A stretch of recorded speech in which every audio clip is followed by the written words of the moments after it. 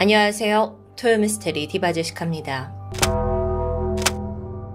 2017년 8월 미국 인디애나폴리스에 살던 33살의 여성 헤더 우크는 어느 날 갑자기 페이스북으로 낯선 메시지를 하나 받게 됩니다.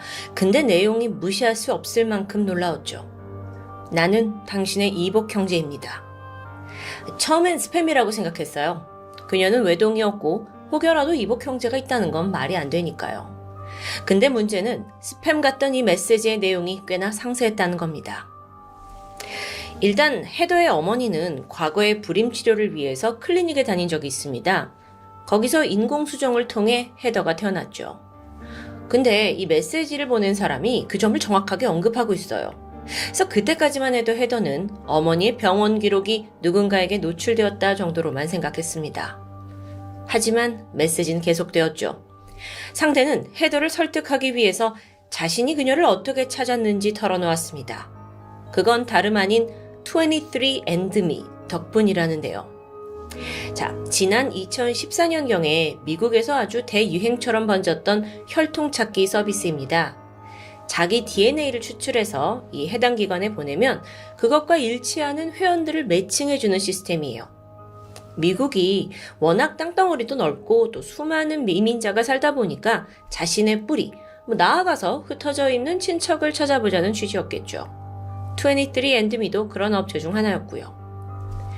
그러고 보니 헤더가 몇 개월 전에 재미삼아 이 사이트에 자신의 유전자 정보를 등록한 적이 있습니다. 그 결과 자신이 스코틀랜드인과 미국인, 아일랜드인 혈통이라는 걸 알게 됐어요. 근데 당시에 가까운 친척 찾기 링크는 그냥 무시해버린 게 생각납니다. 이쯤 되니까 메시지를 보낸 이가 누군지 궁금해졌죠.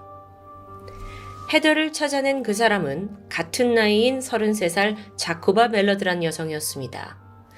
보니까 살고 있던 지역도 같은 인디애나폴리스예요.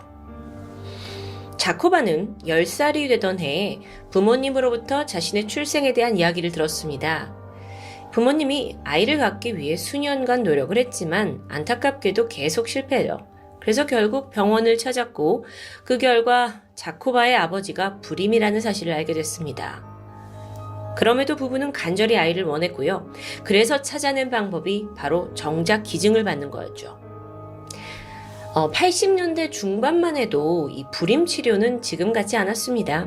정자은행 같은 게 체계적으로 존재할 때도 아니에요. 그럼에도 이 방법은 불임 부부들에게는 정말 한 줄기 빛과 같은데요. 또 마침 인디애나폴리스에서 인공수정 성공률이 높기로 유명한 의사가 있다는 소문이 들려왔죠. 그 의사는 도널드 클라인 박사였습니다. 클라인 박사는 불임 분야에서 권위가 높았고요. 또 게다가 독실한 교회 장로에 또 사회 이곳저곳에 기부를 하는 자선가로도 명성이 자자했어요. 그러니까 이 지역에서는 존경의 대상이었던 거죠.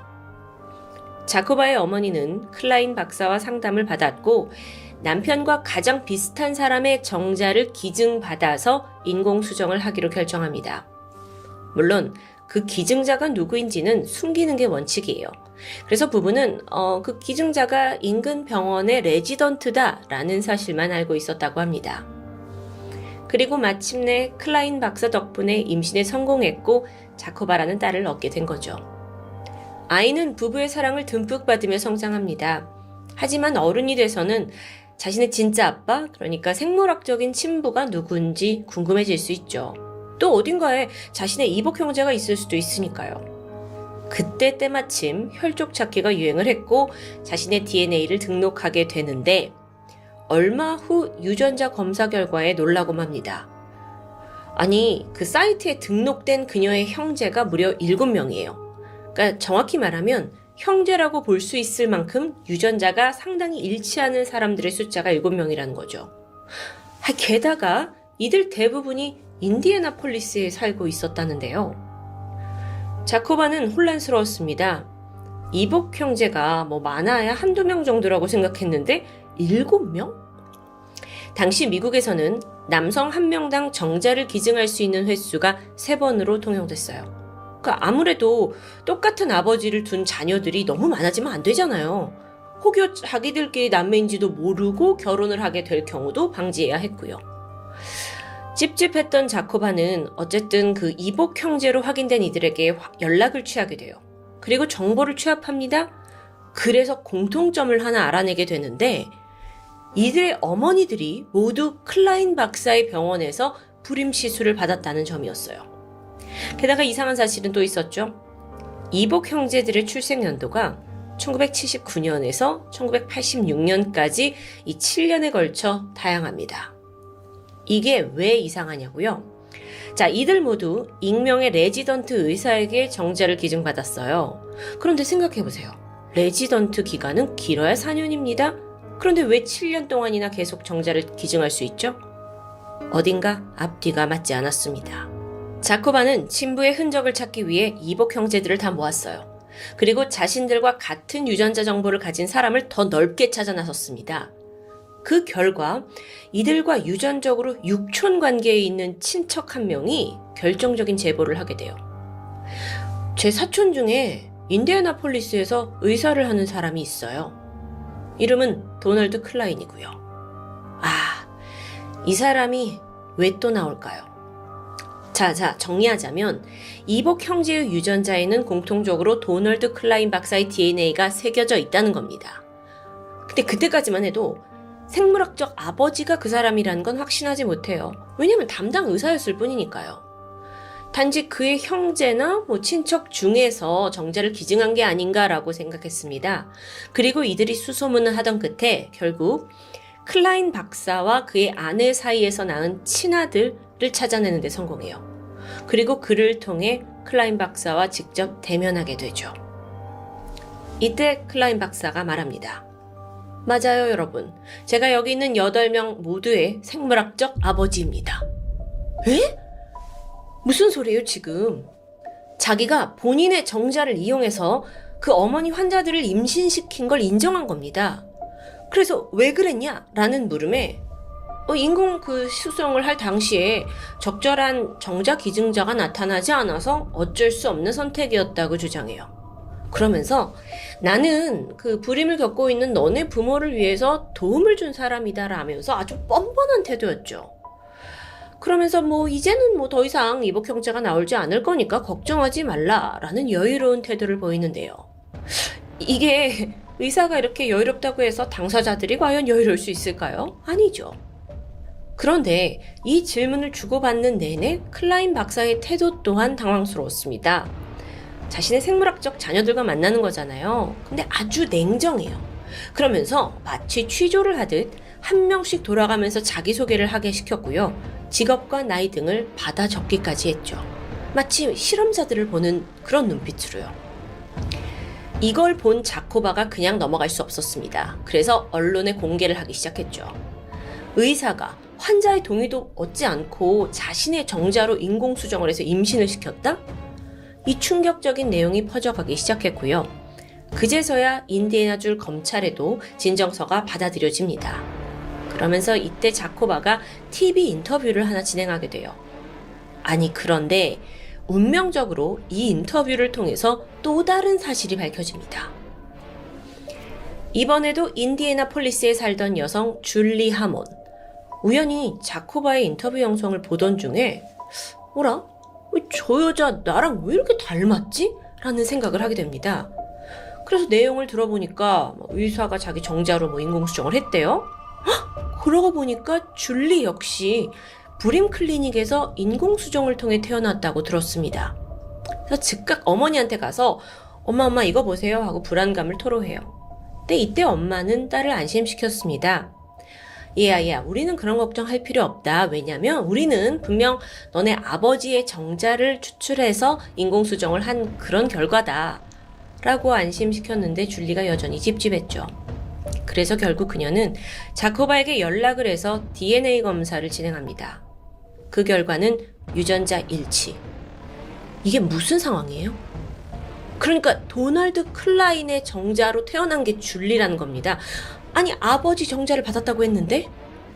알고 보니까 이 클라인 박사가 의뢰인의 남편 정자를 폐기하고 자신의 것을 사용해버린 거예요. 여태까지는 정자 기증자가 없어서 어쩔 수 없이 자기의 것을 사용했다고 했는데 이건 말도 안 되는 사기 행각이잖아요. 게다가 한 가정의 뿌리를 흔드는 엄청난 사건입니다. 그게 밝혀지니까 줄리 아버지? 30년 동안 키워온 내 딸이 친딸이 아니라는 걸 알게 된 거 절망합니다. 또 어머니 다이애나 역시 나도 모르게 타인의 정자를 받아들인 것에 대해 마치 성폭행을 당한 것 같다면서 괴로워했고요. 줄리 또한 이 정체성에 대한 굉장히 혼란스러운 시기를 보내야 했습니다. 당연하죠. 저는 이런 막장 같은 일이 벌어졌다는 게 너무도 믿기 힘든데요. 아니, 도널드 클라인 이 사람은 도대체 얼마나 미친 사람이기에 이랬느냐 좀 알아볼까요? 겉으로는 아주 평범한 엘리트였습니다. 인디애나 의과대학에서 박사학위 땄고 또 1979년에 브림 클리닉을 열게 되죠. 사생활적으로는 아내와의 사이에서 2명의 자녀가 있고요. 그와 함께 일했던 동료들에 따르면 늘 냉정하고 일에 몰두하던 사람으로 기억합니다. 굉장히 과묵한 편이었는데 업무적인 것 외에는 간호사들과 농담조차 주고받지 않았다고 해요. 자, 그랬던 그가 이 업계에서 어떻게 유명해졌느냐? 이 사람만의 그 마케팅 방식이 뭐였냐면, 당신들을 위한 인공수정에서 나는 신선한 정자만을 사용한다 라는 특별함을 강조했기 때문이에요. 자, 그 당시만 해도 정자를 냉동시키는 기술이 그닥 발전하지 않았죠. 그러니까 실패율도 높고요. 그런 와중에서 이 신선한 정자, 클라인의 병원은 바로 길 건너편에 있는 종합병원에서 레지던트 의사들의 그 정자를 직접 공수해 온다고 알려져 있었어요. 그래서 실제로 이 병원에서 일하던 직원들이 병원에 달려가서 기증자의 정자 샘플을 얻어오기도 했고요. 자, 근데 뭐가 문제냐? 도널드 클라인이 그걸 자신의 것으로 모두 바꿔치기 했다는 겁니다. 소름 돋죠. 자, 그래서 그때 당시 환자들의 기억을 한번 회상해 볼게요. 일단 이 시술에, 인공수정 시술에 앞서서 여성 환자들이 그 한 방에 20분간 혼자 대기하는 시간이 있었다고 합니다. 자, 그런데 신선한 정자를 이제 자궁에 주입시키기 바로 직전의 타이밍이죠? 근데 클라인 박사가 그 20분 동안 바로 옆에 있는 자신의 사무실에 있었는데 그가 그때 무엇을 했는지는 굳이 설명하지 않아도 될 것 같습니다. 당시 환자들도 몰랐고 그 병원에 일하던 간호사들조차 이런 추악한 행위를 알아차리지 못했다고 하는데요. 계속 클라인의 명성은 올라가만 갔죠. 신선한 정자를 주는 사람으로서요. 그렇게 2009년까지 그는 쭉 자신의 명성을 지켜왔습니다. 다시 사건으로 돌아와서 도널드 클라인의 셀프 정자 기증이 큰 이슈로 떠올랐고요. 결국 검찰 조사로 이어졌어요. 그리고 정밀 수사가 진행됐는데 그 과정에서 도널드 클라인 박사의 정자로 태어난 사람이 무려 48명까지 늘어납니다. 이들 모두 유전자 검사를 받기 전까지 출생의 비밀을 전혀 알지 못했어요. 그들의 부모 또한 마찬가지였고요. 특히나 줄리처럼 내 아버지의 정자 대신 클라인 정자가 이용된 경우는 그런 경우의 충격은 상상할 수조차 없죠. 2016년이 되었고 끈질긴 추궁 끝에 결국 클라인 박사는 자신의 혐의를 인정합니다. 자신의 정자로 환자를 임신시켰다는 사실이요. 그렇게 조사를 해보니까 그 기간이 무려 1974년부터 87년까지 13년에 달했어요. 그나마 80년대 후반부터는 서서히 정자은행이 도입됐잖아요. 그래서 수법을 사용하지 못한 것으로 보여요. 자, 이렇게 혐의가 밝혀졌고 범죄도 인정했습니다. 그런데 대반전이 남아있죠. 당시의 인디애나주 법률상 이런 행동을 처벌할 만한 법적 근거가 없었습니다. 그래서 피해자들은 도널드 클라인을 성범죄로 기소하기 원했어요. 근데 이게 법적으로 성립이 되지 않아요. 실제 성관계가 있던 건 아니니까요. 그래서 죄를 물을 방법이 없어요. 그나마 1차 검찰 조사를 했을 때 진술을 거짓으로 했다라는 혐의만 인정되면서 그에게는 사법방해죄가 적용이 되었고 그걸로만 기소가 되죠. 자, 그럼 재판 결과가 어땠냐고요? 법정에서 일단 그 증언자로 나온 생물학적 자녀들이 내 인생을 저 사람이 다 망가뜨렸다라고 눈물로 호소했지만 이건 받아들여지지 않았습니다. 왜냐면요, 사실 근본적으로 이 재판 자체가 거짓 진술을 했냐 안 했느냐의 문제예요. 그러니까 사실 그들의 증언이 그렇게 효력을 발휘할 수가 없는 거죠. 병원에서의 사기극은 아예 다른 문제라는 겁니다. 그래서 판결은요, 판사가 이 사람이 이제 80세를 앞둔 고령이고 또 지역사회에서 존경받는 장로이자 또 자선 사업가였기 때문에 그에게 결국 65만 원의 벌금형과 1년의 집행유예를 선고합니다. 그러니까 65만 원만 내면 끝이라는 얘기예요. 재판이 벌어진 이후 2018년 그는 의사 면허를 포기하고 은퇴를 한 후에 현재는 조용히 노년을 보내고 있다고 하는데요. 와, 이 사건도 충격이지만 재판 결과가 더 충격이었습니다. 현재 도널드 클라인은 과거 진료 기록을 모두 폐기한 상태입니다. 그래서 정확히 그가 몇 번이나 이런 일을 벌였는지 알 수 없어요. 하지만 이후에도 피해자들은 계속 나왔죠. 2022년 5월 기준 도널드 클라인이 아버지로 확인된 사람만 총 94명입니다. 94명이요. 제가 이 토요미스테리 토미에서 1300여 건이 넘는 여러 가지 사건 사고들을 다뤘지만 정말 이런 건 처음입니다. 이쯤 되니 궁금해져요. 왜요? 왜 그랬을까? 도널드 클라인이 이런 행각을 벌인 근본적 이유. 이걸 단순히 성적 쾌감이라고 보긴 좀 힘들어 보여요. 그럼 혹시 더 많은 후손을 남기기 위해서였을까요? 그나마 유력한 가능성 중 하나는 그의 신앙과 관련되어 있습니다. 사람들이 추정을 하길 그가 퀴버풀이라는 사이비 종교와 연결되어 있다라고 가능성을 제기했는데, 이 퀴버풀이란 단체가 최대한 많은 후손을 생산해서 종교단체의 범위를 확장하는 걸 목표로 하고 있었다고 해요. 또 동시에 백인 우월주의 성향도 가지고 있었고요. 그럼 좀 뭔가 이해가 되죠. 또 다른 가능성도 제기되었습니다. 일각에서는 클라인이 젊었을 적에 실수로 어린 소녀를 차에 치여 숨지게 한 사고가 있었다라는 걸 끄집어냈는데요. 사실 그가 교회에서 이 사고로 인해 내 인생이 바뀌었다라고 몇 번이나 말을 한 적이 있어요. 그럼 혹시 그때 죄책감으로 아이를 많이 만들어내고자 했던 건 아닐까요? 이렇다 저렇다 해도 여러분 진실은 알 수 없었습니다. 왜냐하면 끝까지 클라인이 모든 의혹에 대해 입을 굳게 다물었기 때문이에요. 왜 환자들을 속여서 이런 기이한 범죄를 저질렀는지 미궁에 빠져 있습니다. 어쩌면 그는 정말로 자신의 정자를 이용해서 불임 환자들을 진정으로 돕고 있었다고 이런 망상에 빠져 있었을지도 모르죠. 남겨진 사람들, 즉 클라인의 생물학적 자녀들은 지금도 큰 고통 속에서 살고 있습니다. 이게 왜 그러냐면 다들 비슷한 지역에서 태어났잖아요. 그래서 지역사회 한 반경 40km로 아주 범위가 좁습니다.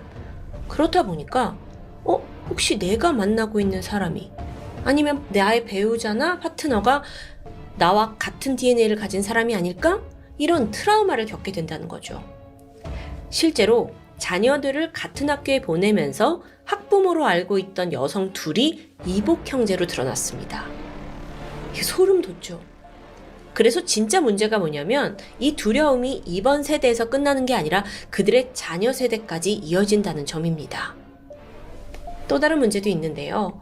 클라인의 생물학적 자녀의 상당수가 자가면역 질환이라는 병을 앓고 있다는 거예요. 클라인 본인 또한 같은 병으로 오랫동안 약을 복용한 것으로 알려져 있고요. 유전적 요인을 의심하지 않을 수 없죠. 지난 2022년 넷플릭스에서 이 사건을 다룬 다큐멘터리 우리의 아버지를 공개했습니다. 그나마 이 사건을 통해서 이제 사건의 심각성이 인지됐고 인디애나주에서는 불법 정자 수정을 아예 금지하는 법률이 제정됐어요. 하지만 미국 전역에까지는 아직 아닙니다. 최근 미국에서는 불임 환자에게 몰래 자신의 정액을 주입한 의사 40명이 추가로 기소되었습니다. 여전히 클라인 박사의 자녀 수를 뛰어넘은 의사는 없죠. 요즘 미국에서는 어버이날이나 크리스마스 시즌이 되면 혈족 찾기 서비스에 등록하는 게 유행이라고 해요. 이렇게 새로운 사람들이 자신의 DNA를 제공할수록 앞으로 피해자의 숫자는 더 늘어날 수 있겠죠. 정말 소름 돋는 사건. 지금까지 토요미스테리 디바제시카였습니다.